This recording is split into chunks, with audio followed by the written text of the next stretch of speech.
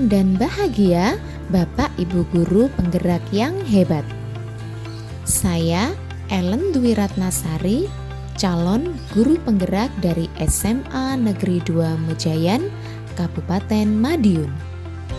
Saya akan memaparkan demonstrasi kontekstual visi guru penggerak.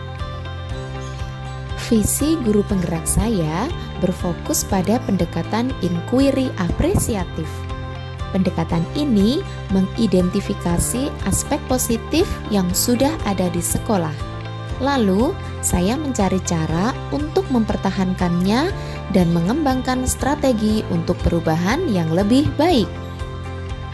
Untuk menerapkan pendekatan inquiry apresiatif, langkah yang dapat dilakukan adalah dengan menggunakan penerapan metode BAKJA.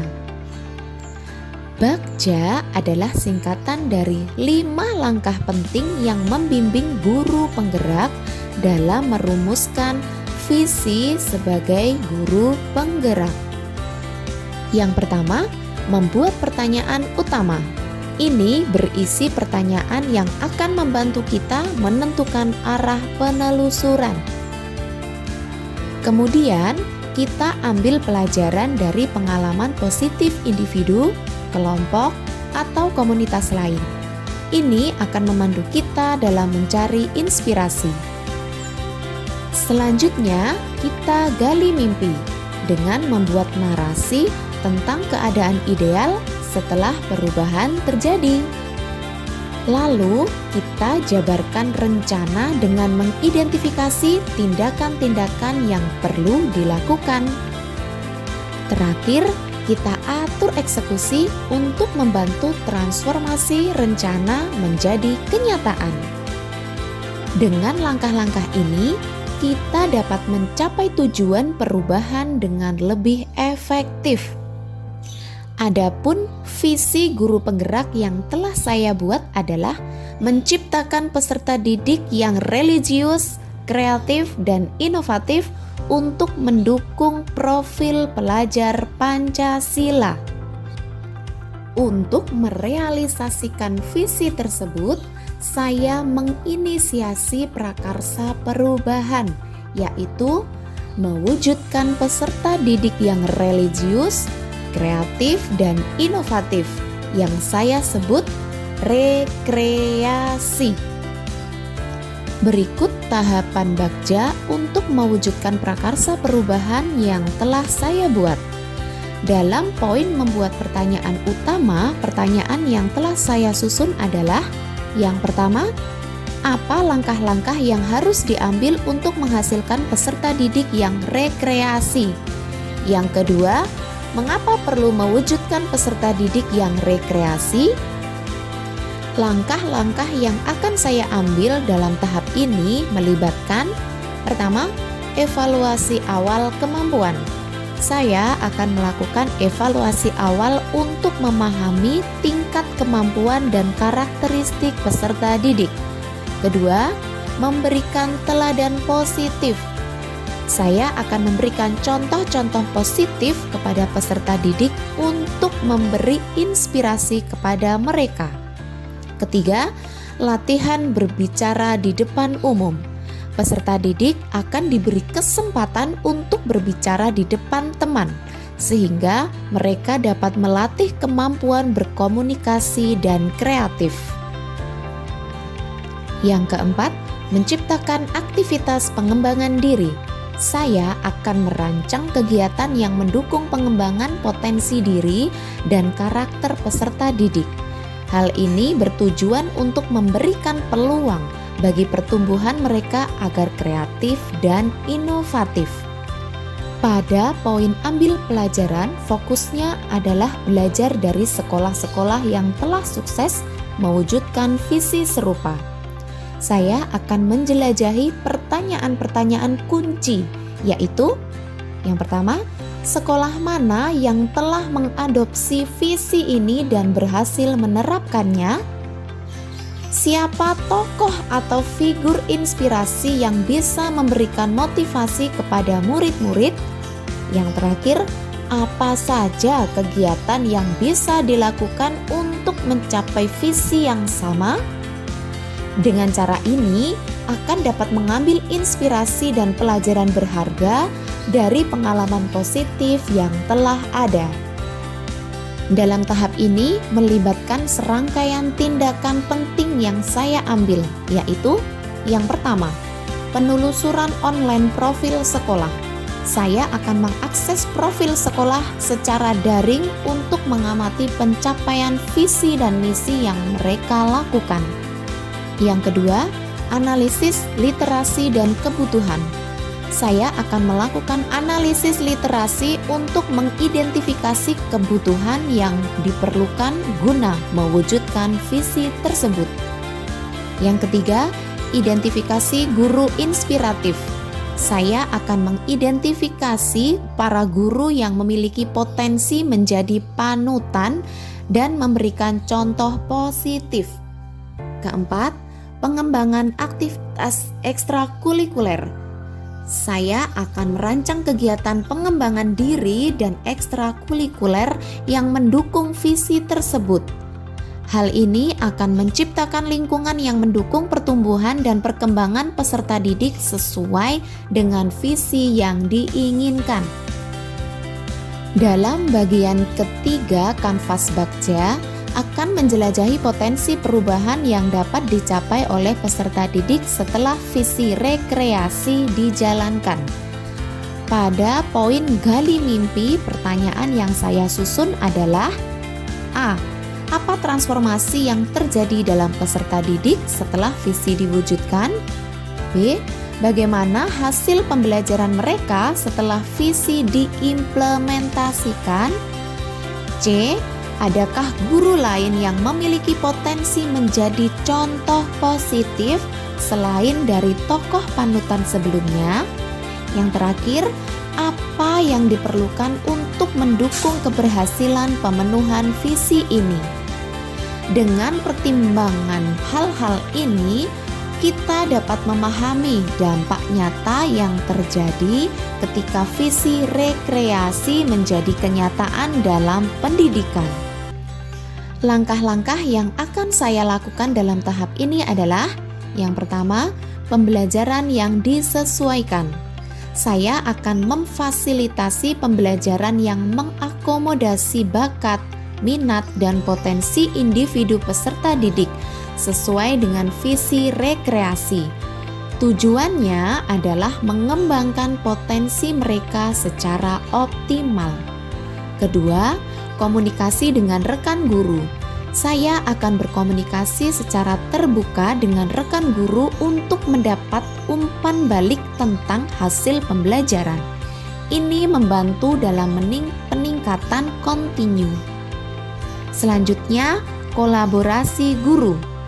Saya akan mengajak dan berkolaborasi dengan guru lain untuk mencari figur lain yang dapat memberikan inspirasi.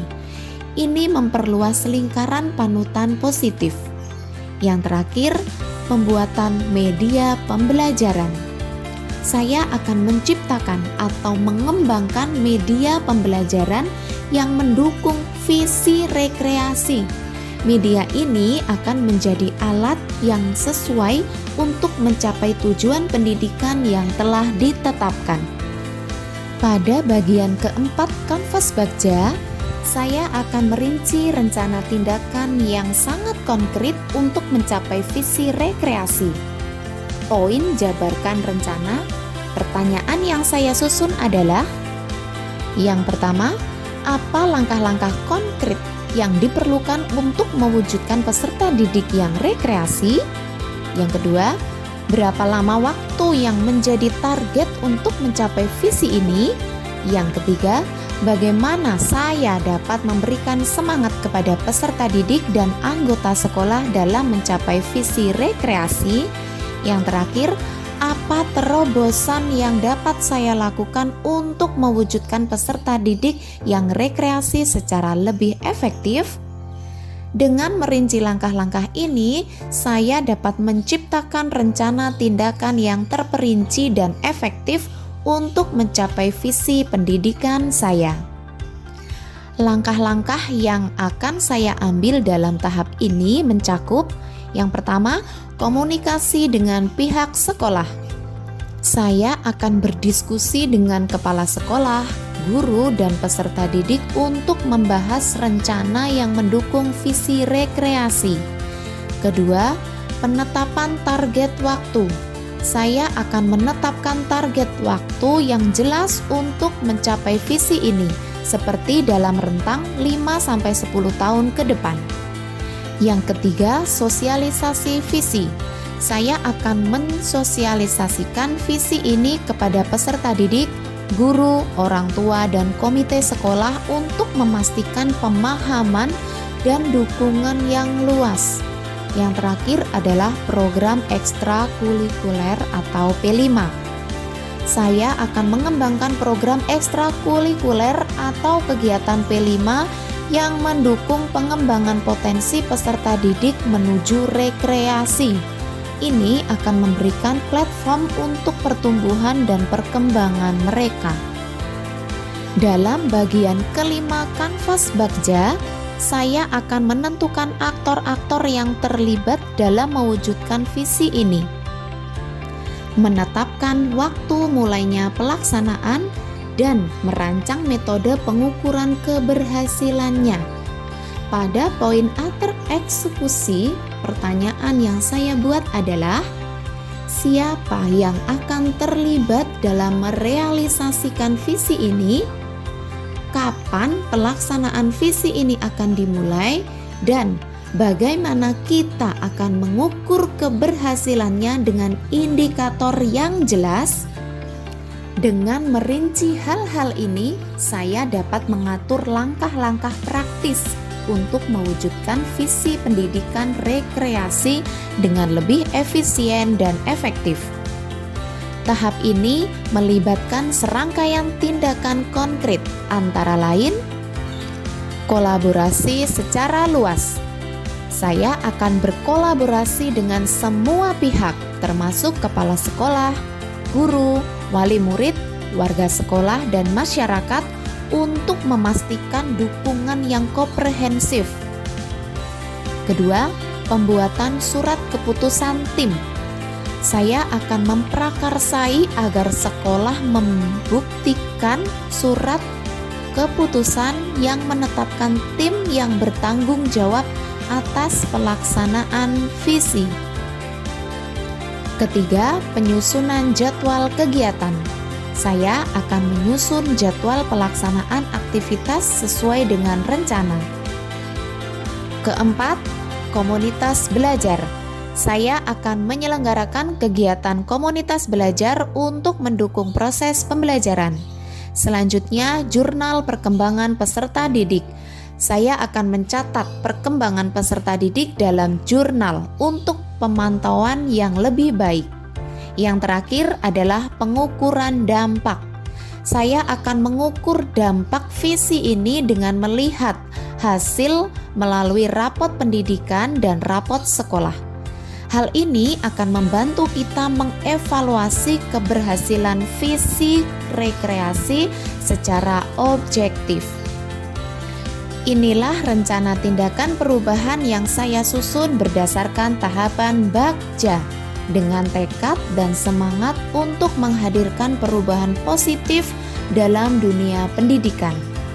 Saya berkomitmen untuk selalu mendukung perkembangan peserta didik, dengan harapan agar mereka dapat berkembang menjadi individu yang rekreasi. Saya mengucapkan terima kasih kepada semua pihak yang telah memberikan dukungan kepada saya, yaitu fasilitator, guru praktik, kepala sekolah, rekan guru, wali murid, warga sekolah, dan masyarakat. Semoga bersama-sama kita berhasil mewujudkan visi pendidikan yang lebih bermakna dan memberikan dampak positif yang signifikan bagi peserta didik kita. Sekian pemaparan dari saya. Terima kasih. Salam Guru Penggerak.